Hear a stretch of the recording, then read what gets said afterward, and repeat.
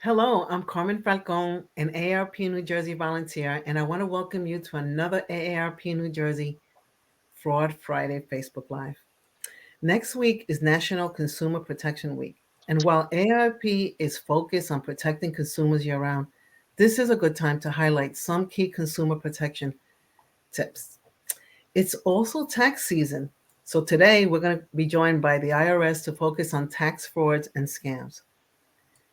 In 2021, more than $2 million was, well, rather $2 billion, stand corrected, was identified as tax fraud, according to the IRS. To give you a sense of how much money that adds up to, you would have to spend about $2 million per day for 2 years. Luckily, we have Robert Glantz and Gleb Gizzy with us from the IRS to share more information on tax fraud and scams and how we can protect ourselves and our loved ones. We want this to be an interactive discussion today. So if you have a question about tax fraud and scams, please type it in the comments section and we'll do our best to get it to it live. We're looking forward for a great conversation. Our first guest today is Special Agent Robert Glantz, Public Information Officer for the IRS Criminal Investigation. Thank you for joining us, Robert. Let's dive right in. What are the most common tax scams that consumers should be aware of, and how do they work? Well, thanks again for having Glenn and I join this AARP Facebook Live presentation. We truly appreciate the opportunity to speak to your listeners so we can get the word out there and educate them on possible scams and schemes they may come across so they don't become victims.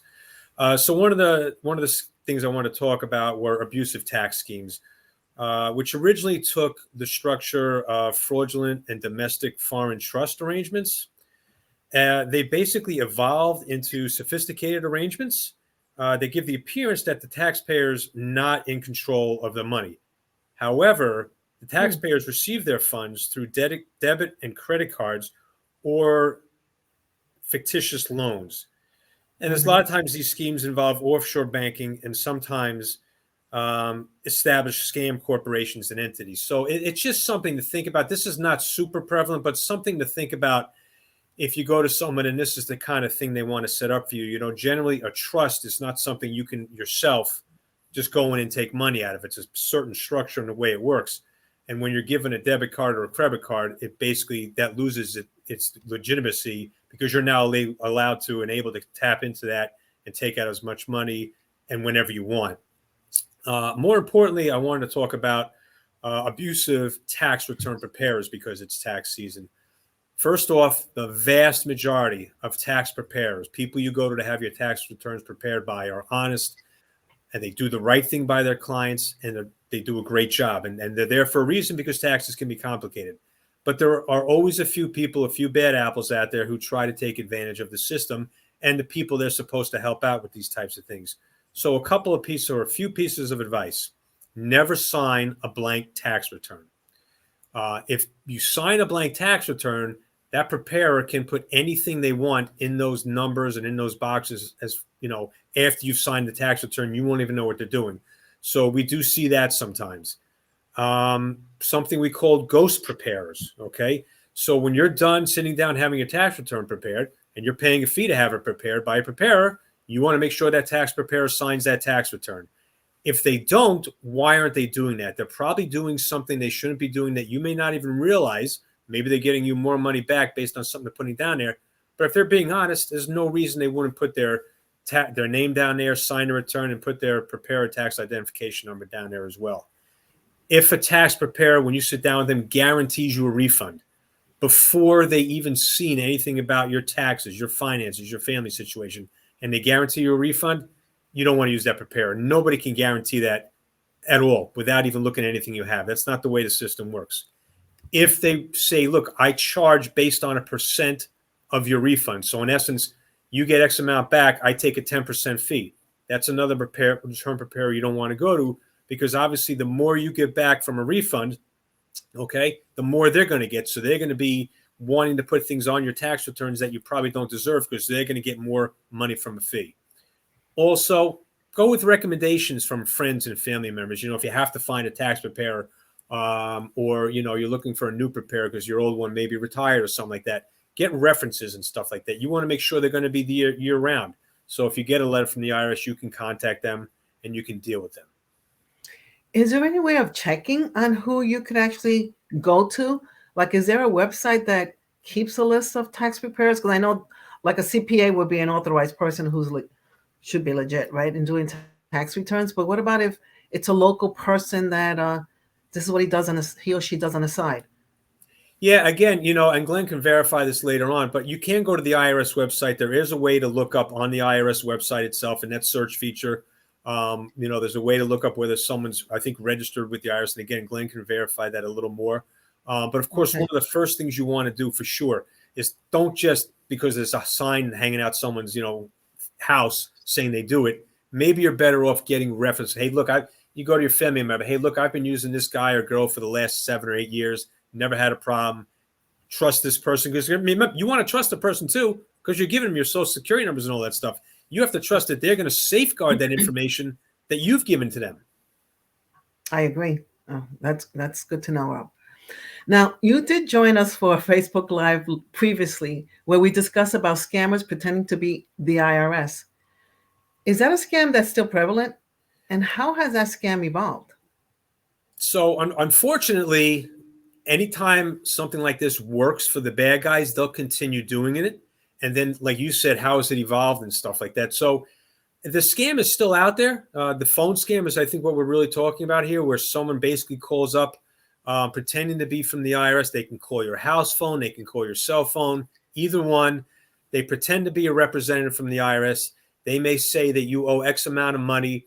And they say, look, you have to pay right away. They will tell you how you have to pay. They'll say, hey, look, I need you to go to this store, buy this type of debit card, pay with cash. Okay. And they'll say, look, I'll even stay on the phone with you and explain to you how exactly you do this. Because when you do it that way, they're going to need the PIN number off the back of the card, and they're going to need the card number as well. And then once you give that to the bad guy, that money is like within minutes, it's gone. There's nothing left on that debit card. So that's definitely still going on because unfortunately, even as much as Glenn and I and people like AARP organizations are out there trying to educate the consumer, it still works. People still fall into these types of, traps and stuff like that. And that's why we're hoping doing this will help out. Yeah, I would imagine if they find themselves in a pinch that they need to file their tax returns and it's a way of actually paying for the service, they may say, okay, I'll buy a card and you give them the information, and that's not a good thing. Now that all that information is helpful. Now, I just also want to remind our viewers that if you have a question for our guests, please type it in the comments section. Now, Rob, how can someone know if it's really the IRS that's calling or knocking on their door? So first of all, I'll go back to the second part of that question. If we knock on your door, which we certainly do in criminal investigation, which other parts of the IRS do as well, we all have official federal identification, whether it's actual badges, whether it's credentials that have your name, that have signatures, that have numbers. You definitely want to verify someone that's at the door and stuff like that. But that's not really the way the scams generally work. Most of the scams obviously are going to work either through obviously emails, phone calls, text messages, and stuff like that. Does the IRS call sometimes? There are times when the IRS will call you, okay? But again, you can ask to see someone in person. You can say, hey, I'll meet you at the IRS office. I'd like to talk to you in person to make sure. You can call the 800 number from the IRS to verify that something's legitimate as well, okay? We don't call people and threaten them. So when you get a call, it says, hey, you owe X amount of money, and we will call the local police and have them come arrest you in an hour if you don't pay by this debit card. That is not the IRS. We do not threaten people. That is not the way we operate. So that's a definite telltale sign you're not dealing with a real IRS person. And again, be very careful with text messages that have links or emails that have links that say, hey, you have to respond real quickly. Because again, we don't generally operate that way as well. You're going to generally, especially when you're dealing with the majority of the IRS, which is the civil side, it's going to be a letter that's going to come in the mail. It's going to have all kinds of instructions and things like that to do. Generally, your first contact with the IRS is not a text and it's not an email. That's, and it's definitely not threatening people or anything like that. Okay, that's good to know. Um, you know, Rob, you've given us so much information today that we're sharing with our audience today. It's valuable information, and so thank you so much. No Now we're going to problem. move on to Glenn Gizzi, our senior stakeholder liaison for the IRS. Thank you so much for joining us today, Glenn. Thank you, Carmen. Now, Glenn, we just heard from Robert about different types of scams that where someone may be impersonating the IRS. However, we know that that's not the only type of tax scam out there. Can you share some of the common taxpayer scams that we should be aware of? Yes, absolutely, Carmen. And I want to thank AARP for giving us this opportunity from the IRS to speak about this. So there are several different scams that are currently out there. One of the latest ones came about in the last 3 years is Mm-hmm. the Social Security slash Medicare scam. Now, what this is if you for those in the audience who remember this, a few years ago, Medicare finally got uh, on the ball with the presidential legislation to change your Medicare number, which was your Social Security number, to an actual, and I forget, I believe it's an 8-digit number. That's not your Social Security number. So the new scam is a phone call will come into the taxpayer. It'll say on their screen, possibly, Medicare or Social Security, and they'll say, oh, this is, Medicare calling. There's a problem with your number. We need to verify your Social Security number. Now, a lot of people just look at that caller ID and assume it is a legitimate call and will give their Social Security number over the phone. Never, ever, ever do that at all. Okay? It's an unsolicited phone call. Why would the agency contact you to Mm-hmm. verify your number? They're the ones that issued it to you. Okay? They don't need to call and verify. You simply hang up the phone. Don't get involved in a banter back and forth. That'll just lead them to give your phone number to other scammers just to annoy you.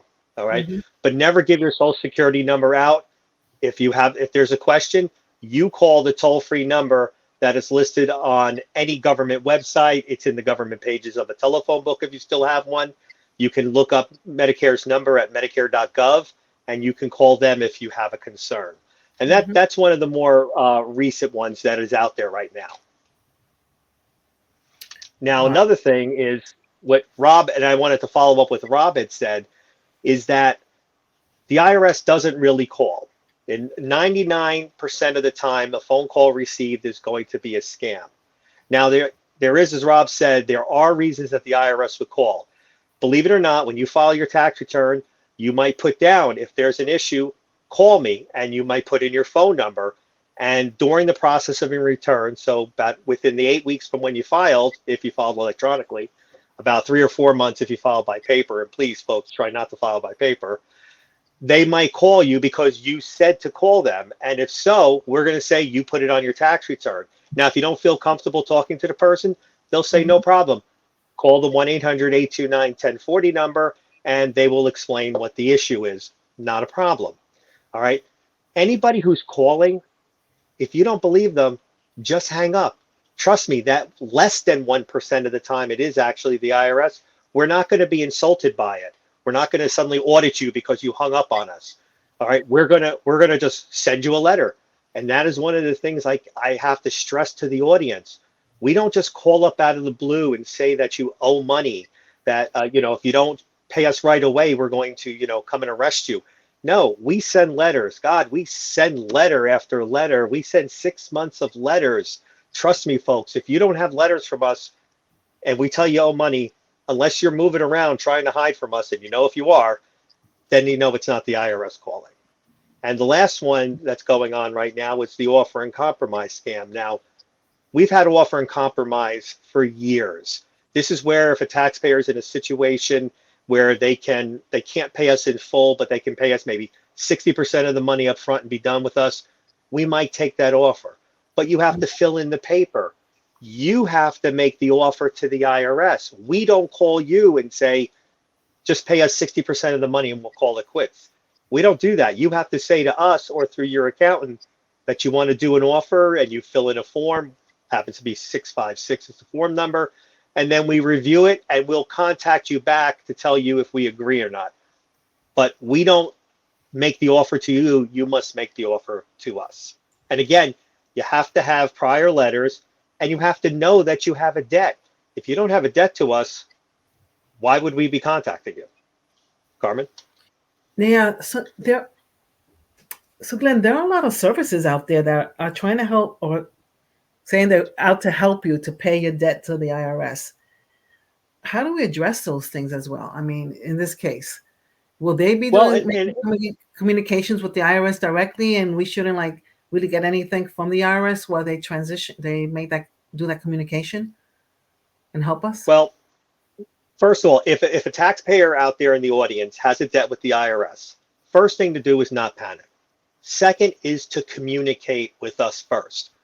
After you communicate with us, it would probably be beneficial to get assistance. Now, you can go to your tax preparer, you can go to a CPA, an enrolled agent, you can go to an attorney, you could call one of those toll-free numbers that are on late night TV. But please keep in mind that an offer in compromise isn't automatic, and that depending how old you are and a whole bunch of other factors and how much money you owe, we may not give an offer. But to cut down on frivolous offers, there is a 20% down payment. So let's just say a person owes $50,000. We're going to say, fine, you can submit an offer with all of your financial information, but we need $10,000. So we got 20% guaranteed. Now you're offering on the remaining 80%. And maybe we can come to some kind of payment arrangement. The IRS doesn't demand the money be paid in full. We have payment arrangements up to 72 months. You have up to 6 years to pay us a little bit every month to make it easier. But just keep in mind, we don't endorse any offer and compromise company that's on the television, late night television, any of that. There are people that are there to help you. And a very small script at the bottom of the screen, it says results are not atypical. When someone says, I only had to pay pennies on the dollar, most likely it wasn't their debt to begin with, and we got to the right person. But we're always there to answer questions. We have an offer department. We have a collection department. You can call and ask questions. Just don't be afraid to pick up that phone and call us and ask a question. Well, that's great information, Glenn. Now, you did cover some flags, but are there some other red flags that our viewers should look out for when it comes to some of these scams? Yes, and one of them is the fact that when you look at the letter that you've received, most times, as Rob has said before, these are going to be through email. Very rarely are they going to actually commit mail fraud by sending an actual photocopy of a letter. But when you look at the email, is there misspellings? Okay, our letters are reviewed to avoid misspellings, and we're talking about some pretty common words that get misspelled. Also, is there any prior contact? If you suddenly get an email saying this is a notice of intent to levy because you haven't paid your bill, there's 5 letters before that. Where are they? Okay. You would have received them unless you were moving around. So no previous letter, that should raise a flag right in the back of your mind. Something, it doesn't sound right. You know, why are they calling? Okay, why are they threatening me? You know, first of all, Rob be the first to tell you that. Why are they going to give you a head start saying if you don't pay this bill in 45 minutes, we're going to come and arrest you? Rather, they'll just knock at your door and take you into custody at that time. But again, anybody who owes that kind of money that would be arrested is well aware of it. Trust us. The average person who is watching this, you know, maybe you didn't pay a few $100s or a few $1,000s on a tax bill. We're not going to come arrest you. We're going to send you letters encouraging you to pay. So again, no prior letters, something's wrong. That's good to know, Glenn. Thank you so much. This information that will help protect our viewers and their loved ones, because it is important. When it comes to the IRS, we take it serious. I mean, we need to pay the government what we owe, and we just want to make sure we're paying to the right person, to the right organization. If someone has been a victim of a scam or fraud, how can they report it, and where can they go for these resources to get the information on how to go about it? Okay, thank you, Carmen, for that, because there is a lot of things that somebody can do. The first thing you can do is you can go to irs.gov and you can type in the search box identity theft, and it will bring you right to irs.gov/identity theft, which is our landing page for identity theft and scams. Now, if you receive an email purporting to be from the IRS, you can forward that email to our phishing department, which is phishing with a PH, ISHING at IRS.gov, and Mhm. we will review that email. And again, if it turns out that you were supposed to get that email and you report it, it's not a problem. Now, Okay. if, as Rob was talking about earlier, if somebody is impersonating somebody from the IRS, they show up at your home or your place of business if you're working, and you don't believe it's them, you can go to the Treasury Inspector General for Tax Administration or go to www.tigta.gov. That's tigta.gov, tigta.gov, and you can report that person. Okay. Also, IRS has a very good, very brief one-page publication, publication 4524, that's 4524, that Mhm. you can download from irs.gov, and it even tells you how to protect your computer systems about firewalls. Okay, it gives you information. Another very good thing to do to protect yourself, Carmen, and all others in the audience, is to go to irs.gov/IPPIN. That's IPPIN. That's an identity protection pin. Now everybody in the country could go and register for an IP pin. And Mhm. what they can do is once they verified themselves through IRS, we will send them a 6-digit number that they can use on their tax return, which tells us this is the taxpayer and we can process the return. Because believe it or not, sometimes we get hundreds of tax returns with the same social security number on it. But it Okay. only takes one extra tax return to stop your tax return from being processed. And I'm going to be honest with the audience. If you are the victim of identity theft and your tax return has to go to our identity protection specialized unit, and we have to review yours, the other one, and any other ones that we received, that's a 6-month process. So you could complain to your congressperson, you can complain to our taxpayer advocate service, but there's nothing they can do to shorten that 6-month time frame before we can verify it is you and give you your refund. So it's important to always protect your social security number. And the last resource is not even an IRS resource, but is a governmental one. The Federal Trade Commission has great documents, publications, forms at ftc.gov, which is on your screen. You go to that website and they have a whole host of information: how to prevent identity theft, how to recover from identity theft, which IRS actually, before the pandemic, when I would go out and do presentations, I would take their publications with me along with my own, like publication 4524, and hand those out to the audience. And all of this forms, all of these publications are all free on our websites. You've already paid for them through your taxes. So they're there for you to use. You could download them, or if you want to, if you're having a meeting, a local AARP meeting, and you have a whole bunch of people from the chapter, you can order those pubs in advance. They can be sent to you and you can hand them out, and there's no charge. Carmen? That's good to know.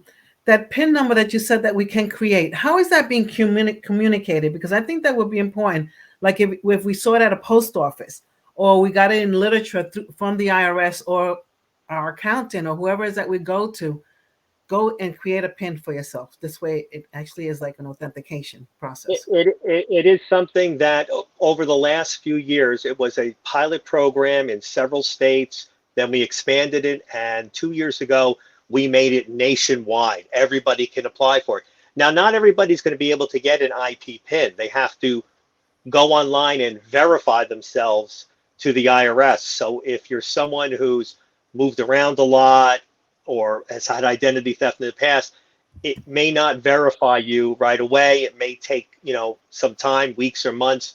But in the end, if you get verified, if you're one of the, a troubled person or a person who has issues, then you will have that number. And every year we give you a new number to use with the tax return. So it's just like dual factor authentication. It's only good for 1 year, the tax year we're in. So all the numbers have been issued for 2022 already to use on the 2021 return. But if you apply now and you need to file and you haven't filed and you're going to file later, you'll have the number to put on your return, and it just helps verify that it is you. Also, the computer knows then you have a number, so if we get a return without the number, we won't process that return because most likely it's a scam return. Okay, but we would have to create a new one each year. You don't have to create it. Once you Oh, go through the system once, it's automatic every year you'll get one. well, you'll And you get one. can opt out of the system later if you wanted to, but honestly, once you have it, like I have one and other people have one, you wouldn't want to opt out of it. It's an extra layer of protection for your tax return. As long as you don't give that number to anybody but your accountant, you're okay. I agree. I think that's a very, very good thing to do. Now, thank you again to our guests from the IRS, Rob and Glenn. You've been wonderful in giving us so much informative information and a great discussion. Now, are there any last thoughts that either you or both of you want to share with our viewers? Carmen, I would just say, I'd say when Glenn and I grew up, you basically worried about locking the door to your house and locking the door to your car. But you didn't live in fear that every day someone was going to try to break into your house or break into your car. We're in a digital age now, and it's basically the same thing. You just don't live in fear, but be proactive and do what you need to do to safeguard and secure yours and your family's personally identifiable information, like your social security numbers and things like that. So you should not live in fear, but be proactive. Go to the websites like ftc.gov and irs.gov. Look at what you can do right now before you become a victim to try not to become a victim.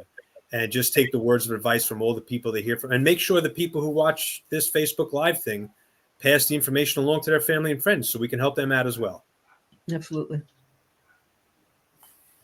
That's great. Thank you so much. Thank you both. I mean, what you've shared today have been wonderful points and takeaways for me and for the viewers, and we're grateful for that. And thank you for all you do for us. Now, for our viewers, if you are concerned that you have been scammed, you can reach a trained volunteer at the AARP Fraud Watch Network helpline. At the number is 877-908-3360. Again, that's 877-908-3360. If you'd like more information and resources on fraud and scams from AARP New Jersey, please visit aarp.org/njfightsfraud. Again, that's aarp.org/njfightsfraud. If you're interested in learning more about free fun events with AARP, special offers, and the latest news from AARP, text the word yes to email to 50757. Again, that's yes to email to 50757 to receive a one-time text message from AARP with a link to sign up for emails and learn more about what AARP has to offer.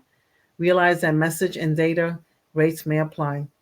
We hope you learned something new today about how you can stay safe from fraud and scams, and hope that you tune in to our Facebook Live next month. Thank you and have a good day.